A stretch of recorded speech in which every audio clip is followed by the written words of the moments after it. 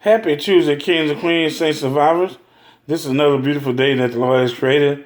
Let us rejoice and be glad in it. Today's word in Brother Lewis's neighborhood is time. T-I-M-E, time. Say it along with me, time. Time ain't playing, y'all. Time is not playing today, y'all. It's not playing. It ain't a game today.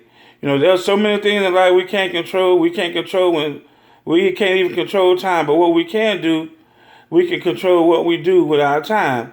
And what we do with our time, those are things which is important to us. But I stopped by to tell you this morning, you ain't got all the time in the world to do what you think you want to do. Which leads us to the topic of the day.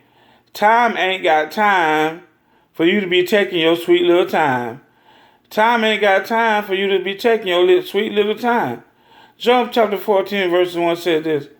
Man that is born of a woman, that means me and you, and they're talking about mankind, is a few days and full of trouble. Job is saying, listen, life is going to be full of trouble. That's not including what you add to it. So you can't control what's going to happen in life. You can't control what people can do to you or what's going on around you. You're not in control of anything. So you can't just keep saying, I got time to do this. I got time to do it. It says your life is just full of days. It's a few days. You only got a short time to get things right and full of trouble because there's a lot of trouble around us that we can't control. And I repeat, that's not even including the trouble we add to our own lives. Let's go to James chapter 4 and verse number 14 while we're talking about the theme of time and controlling time. James 4 verses 14. James says, whereas you know not what shall be on the morrow. Say, listen, you worry about tomorrow. You can't control tomorrow. You can't even control the time today. You better take advantage of the time you got today.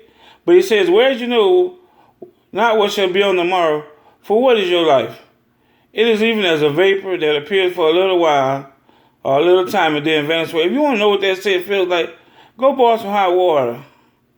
And as you see the steam come out that pot, it barely gets out of the air before it disappears. Daniel said, that's how short your life is. That's how short life is, y'all. How many times you remember when you went to bed when you was 15 and you woke up and you was 35, 45, 55, you know where I'm going. You're like, man, what all them years you look at? You're looking at your children, your grandchildren, and you're looking at your old pictures. That's how life does. That's how life is, y'all.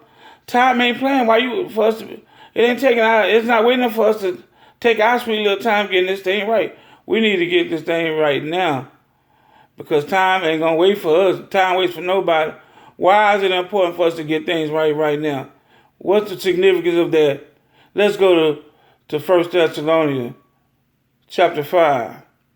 1 Thessalonians chapter 5 verse 1 and see the significance of why it's important that we take advantage of every second. What are you saying, Paul, to the church at Thessalonica?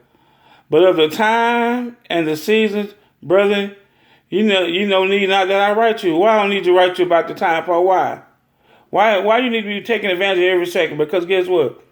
For yourselves know perfectly that the day of the Lord so cometh as a thief in the night.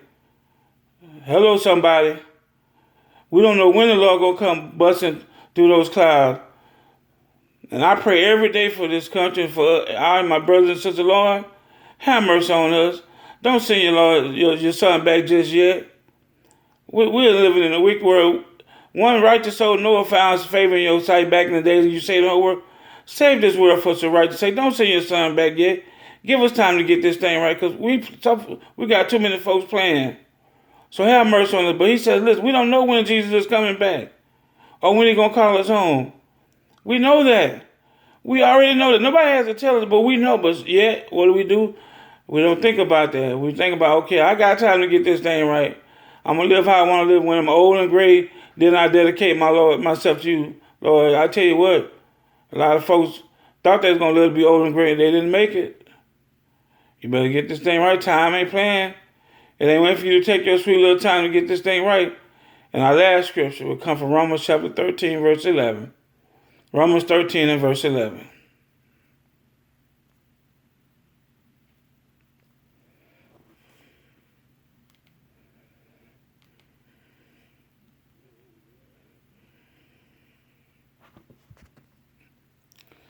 Paul said to the church room, knowing the time, that now it is high time to wake up out of your sleep. It's time for us to wake up, folks. High time is that, back in those Western days, at the noon, that's when the sun is at its highest. It's shining bright. It's going to get no higher. It's time for us to wake up out of our sleep. Guess what? For now is our salvation nearer than when we first believed. In other words, we close to the grave on today than we was on yesterday. We need to wake up. Wake up, y'all. Time ain't got time for us to be taking our sweet little time.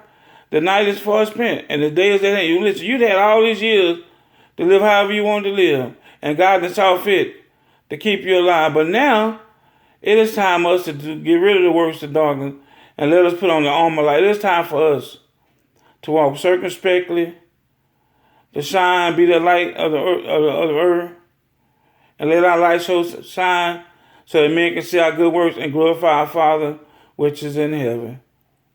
Time ain't got time for you to be taking your sweet little time. We don't know when the Lord is coming back. We don't know when we're going to die. Let's get this thing together and take advantage of our time. Let's get out there and try to save souls and preach Jesus and Him crucified. I love you. God bless you. And have a wonderful Tuesday.